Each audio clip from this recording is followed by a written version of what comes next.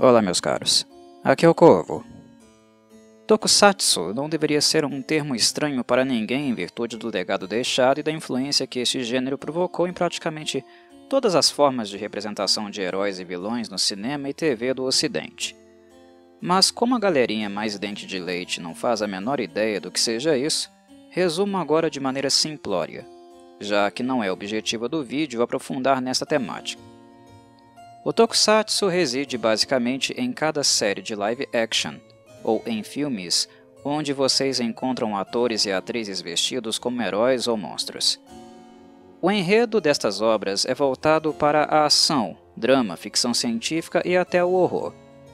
O uso de tecnologias futurísticas e superpoderes é frequente, pois os efeitos especiais são parte fundamental do que é ser Tokusatsu.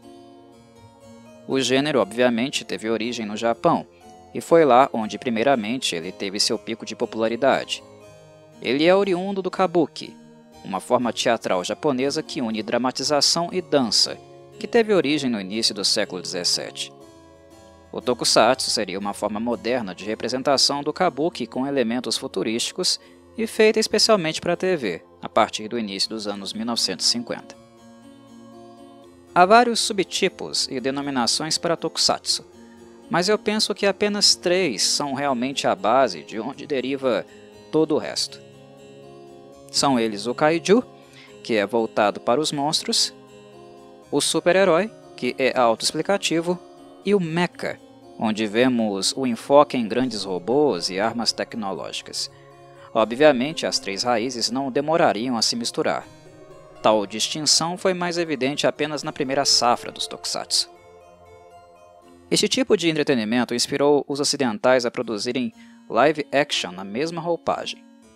A franquia ocidental mais reconhecível por aqui é certamente dos Power Rangers, uma produção americana dos anos 90 e que manteve popularidade até a década seguinte.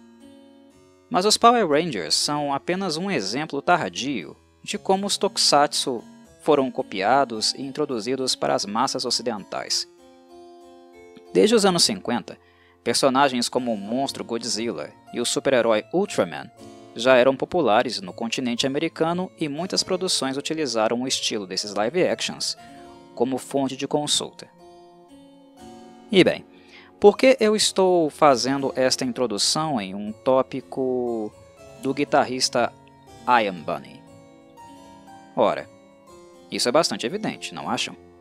Basta olhar para o cara, ver o traje que ele está usando e ouvir o tipo de estética musical que ele aborda.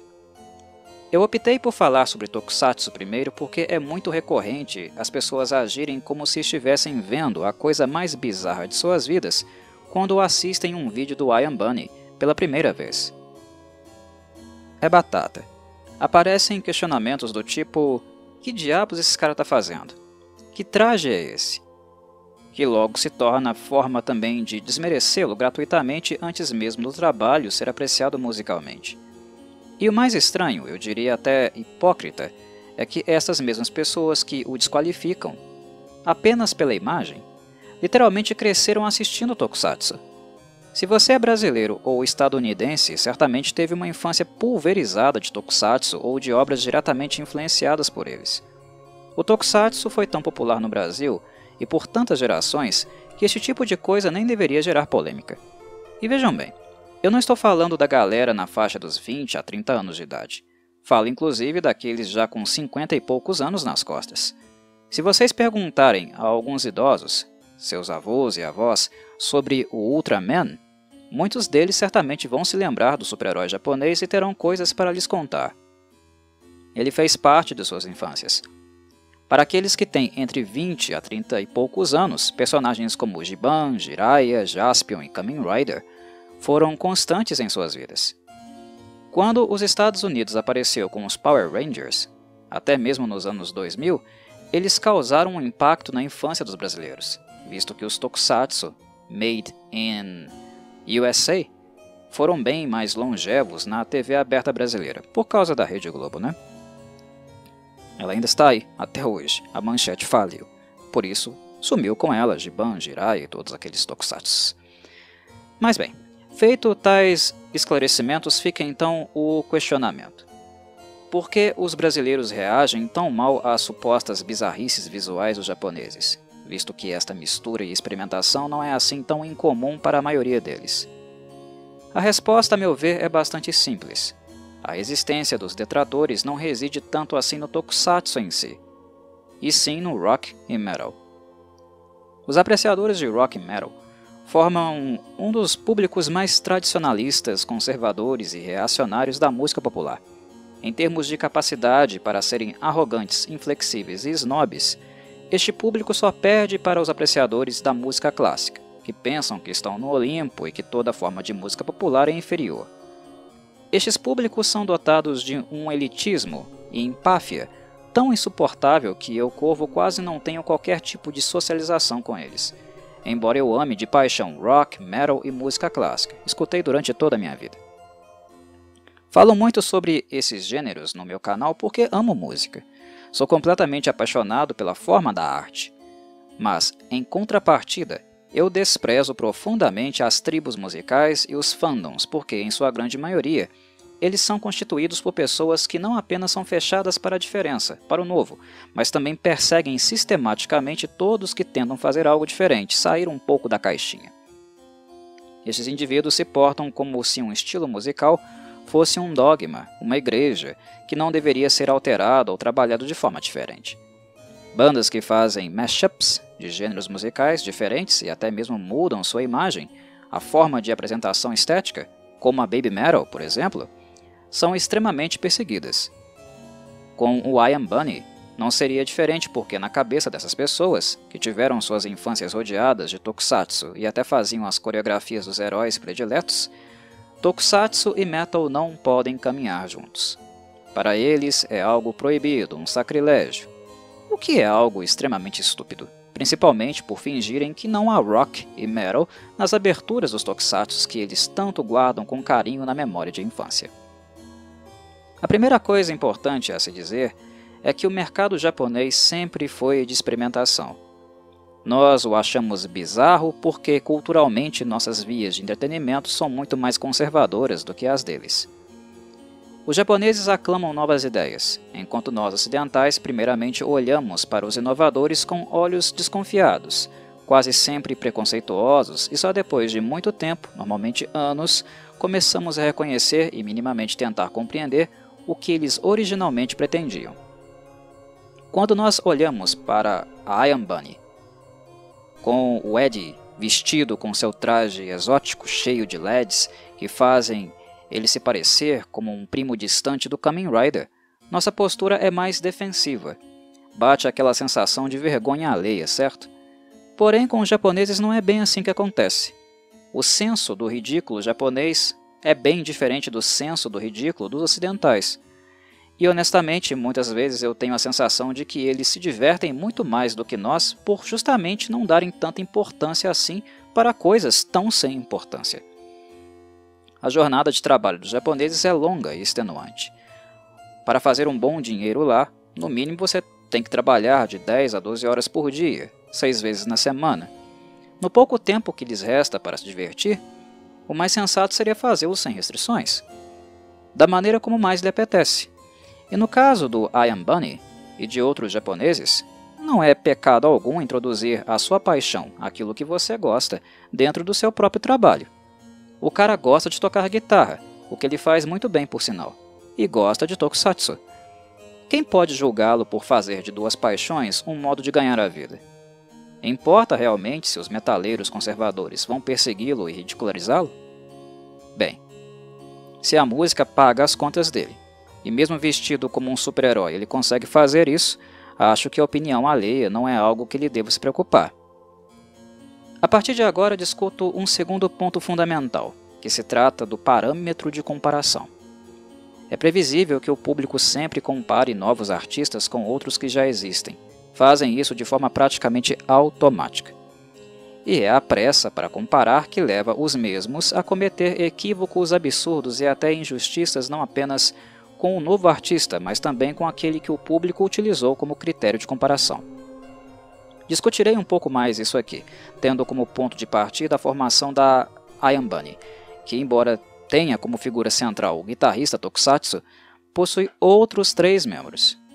São elas as vocalistas Kotono, Hina e Minami. Hina já deixou a banda por problemas de saúde, mas daqui a pouco falo um pouco mais sobre isso. O background profissional dessas 3 jovens está associado, como na Baby Metal, a empresas de agenciamento de idols e voltada para o J-pop, basicamente. Quando o público descobre um novo conjunto musical, uma banda que tem instrumentistas na sua base, como suporte, e 3 jovens nos vocais, meninas, que associação naturalmente o público fará? Sim, está mais do que na cara. Dirão que a banda é uma nova Baby Metal ou uma cópia da mesma. Porém, quem diz isso das 2 bandas? Das 2, uma. Ou não está ouvindo Baby Metal direito, ou não ouviu a I Am Bunny direito.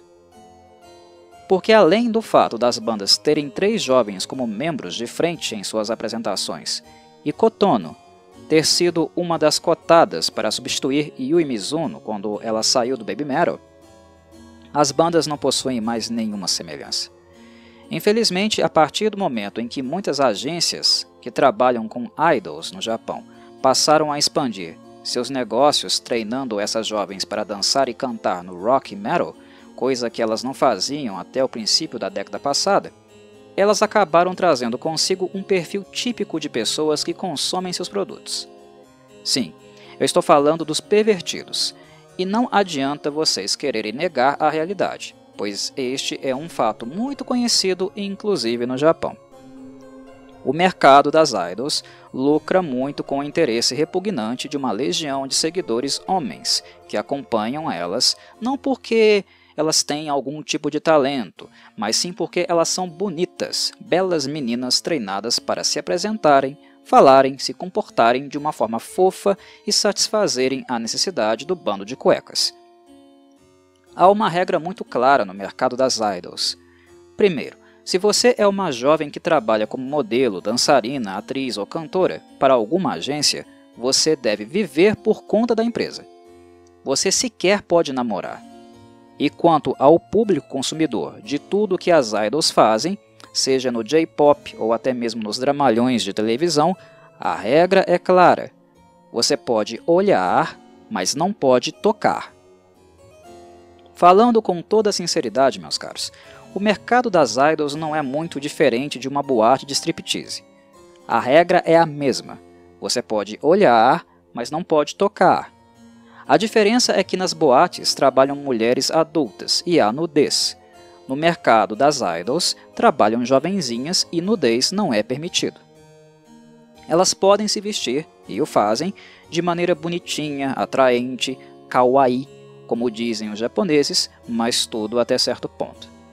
Assim como no Ocidente, no Japão existe uma legislação rigorosa em relação ao trabalho e exposição de menores. E não pensem que isto não existe, existe sim. Não apenas existe, como lá, diferente daqui, a lei se cumpre. O que as agências de idols fazem é vender a imagem delas. Mas existe uma rede de proteção enorme que as controla 24 horas por dia. Dão notícia de tudo o que elas fazem. Pessoalmente, eu nunca vi o mercado das idols com bons olhos porque essas empresas, além de roubar a infância e a adolescência dessas meninas, elas expõem essas garotas a um público que apenas as vê como objetos. É impossível não tocar nessas questões quando estou discutindo o fato dos seguidores dessas bandas, com raízes no J-pop e na cena idol, não conseguirem fazer a distinção sonora entre as 2 bandas, que são exemplo aqui e papo deste podcast.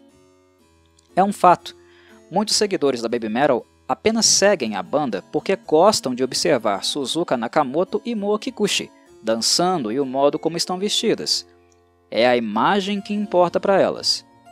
Elas não necessariamente estão cientes daquilo que ouvem ou realmente se importam com isso.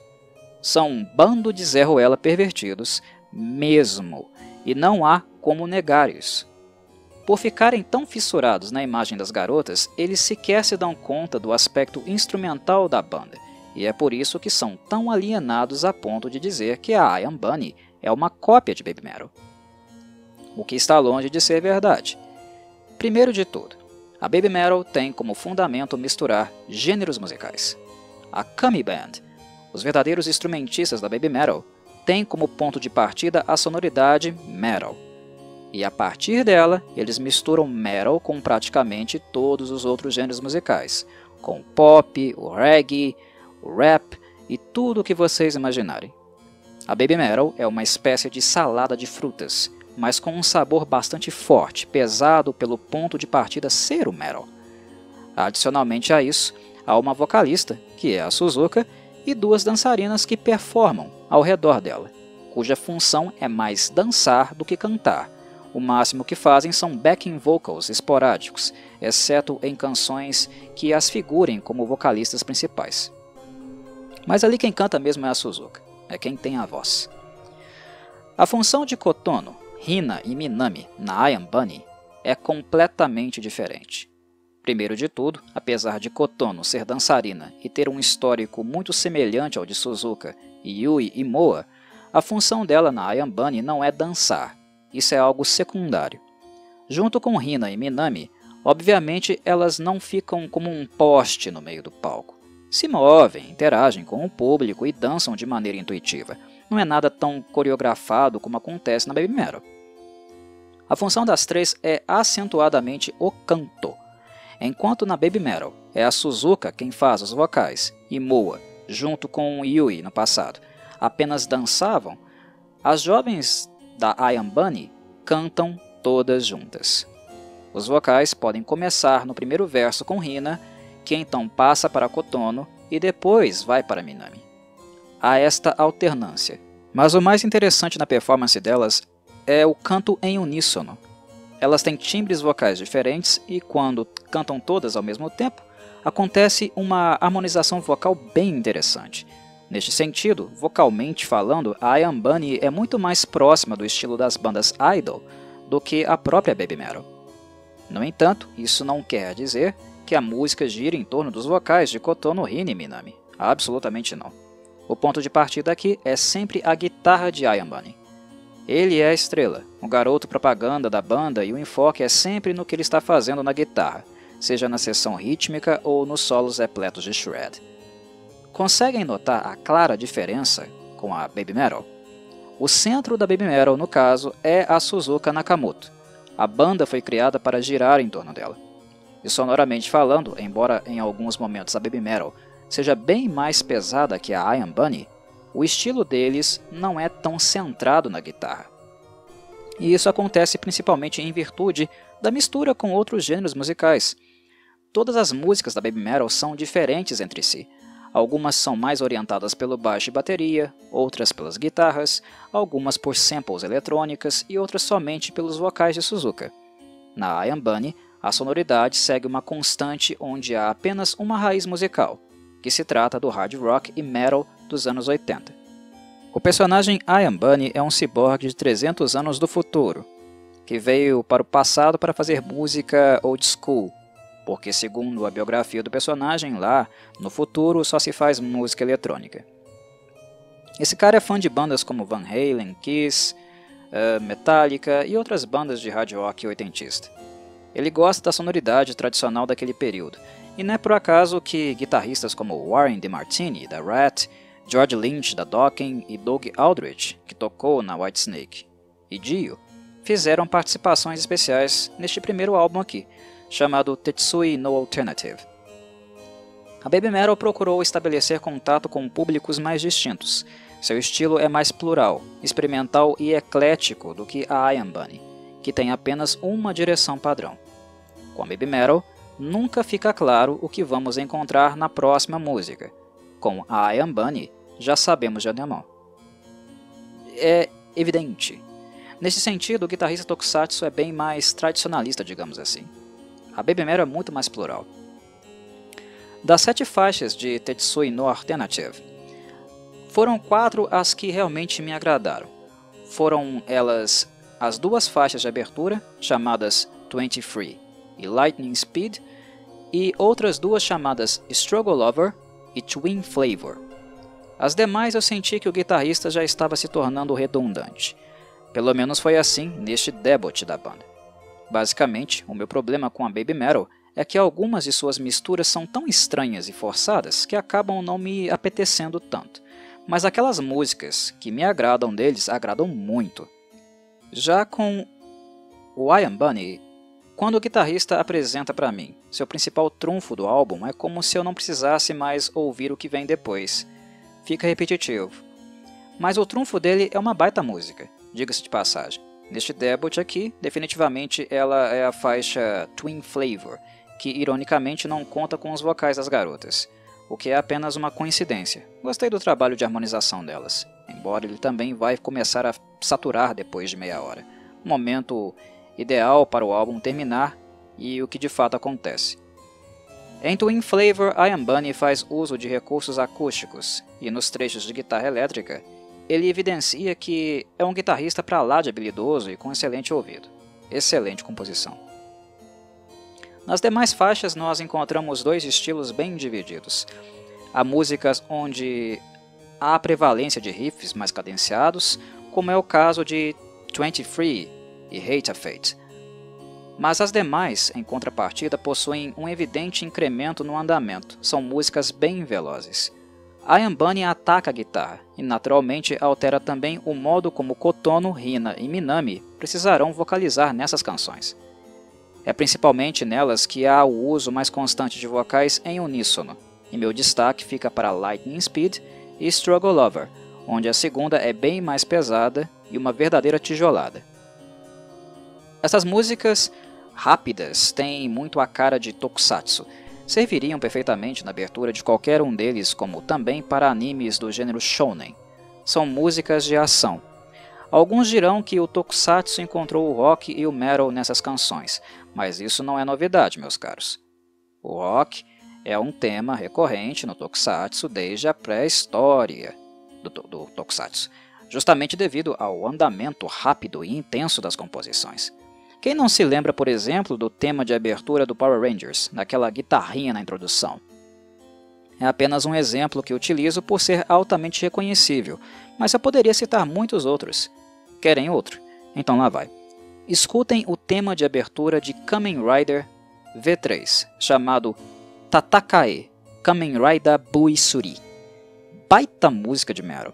Aproveitem e escutem o cover da Animetal, com o Shu da Galnerius na guitarra. Ficou ainda melhor que a original. Creio que neste ponto da minha fala eu já tenha atingido o objetivo de explicar o elemento tokusatsu presente na imagem de I Am Bunny e também fazer a distinção necessária com a Baby Metal, visto que há muita gente acusando a banda de ser uma copycat. Definitivamente não é o caso. E para fechar minha fala, termino com uma informação ruim para quem possivelmente gostou deles. A vocalista Hina abandonou as atividades e não faz mais parte do projeto. A motivação para isso não foi econômica, e sim por problemas de saúde. Ela se despediu em agosto de 2020 depois de quase 1 ano e meio de banda, com suspeita de estar com a doença de Meniere. Essa doença, que infelizmente é incurável, tem no tratamento apenas uma esperança de evitar a perda auditiva acelerada, que acabará acontecendo cedo ou tarde. Os sintomas incluem ataques de vertigem muito severa, que podem ocasionar inclusive náusea e vômito. Esta vertigem seria uma falsa sensação de que as pessoas e o ambiente estão se movendo ou girando, e dura cerca de 1 hora a 6 horas. No entanto, em crises graves, a sensação pode prevalecer até mesmo por 24 horas. Quem tem a doença de Meniere sente um entupimento ou pressão no ouvido afetado, que só piora com o passar dos anos, o que gera também acufeno, a sensação de zumbido no ouvido. Das 3 vocalistas da I Am Bunny, Hina é quem tem o timbre mais grave, vocalmente falando. Embora Kotono seja, levando-se em consideração tudo o que ela pode fazer, a mais talentosa das 3. Kotono sabe até tocar guitarra, e eu não estou falando de simples acordes não. Tem um vídeo dela no canal da Young Guitar Magazine, tocando a música Lightning Speed com muita facilidade. Até hoje não compreendi porque ela não foi selecionada para Baby Metal. Ela canta, dança, interpreta e ainda toca guitarra. O vocal dela não tem um alcance tão alto como o de Suzuka, mas exceto cantar, Ela faz todo o resto muito melhor do que ela, e ainda faz o que ela não sabe, tocar guitarra. E tocar guitarra em uma banda de metal? Opa, óbvio, né? Enfim, selecionar Kotono talvez lançasse uma sombra indesejável para Suzuka, e ao mesmo tempo resultaria em desperdício levando às múltiplas aptidões que a garota possui, afinal na Baby Metal ela só iria dançar. Criar um produto novo, do ponto de vista do mercado, o que essas bandas são, é a sua natureza, elas são fruto de um mercado e para um mercado, talvez seja realmente mais interessante que a Kotono fiquem em uma outra banda. São duas marcas que as agências em si poderão explorar. Ainda sobre a Hina, é lamentável uma jovem tão nova como ela já ser afligida por uma doença tão grave, mas dada a natureza do trabalho musical, que afeta diretamente o aparelho auditivo, seria realmente uma atitude irresponsável continuar na Ayambani. Hina ficaria surda de um ouvido em um tempo muito menor do que o esperado. Ela fará falta porque, como mencionei, o timbre dela é o mais grave entre as três. Porém, com a Ayambani, como a banda tem uma identidade de canto em uníssono, talvez o impacto não seja assim tão grande do ponto de vista técnico. Há como camuflar e remediar, embora não seja possível soar da mesma maneira. Voz é algo realmente único para cada pessoa. Perder membros precocemente, por sinal, pode ser considerado também uma das poucas semelhanças com a Baby Metal. No caso da Ayambani, avalio que a perda é mais grave porque é de natureza técnica. Você pode encontrar uma vocalista superior à Hina, mas não pode encontrar outra Hina. No caso de Yui Mizuno, que era dançarina da Baby Metal, é bem mais fácil você encontrar uma outra dançarina que pode fazer exatamente os mesmos movimentos que ela fazia. Com voz, não funciona assim. Os fãs da Baby Metal ficaram tristes devido ao apreço que tinham pela garota, mas a questão em si nunca foi de natureza técnica. Encerro por aqui, meus caros. A todos um forte abraço e saudações corvides.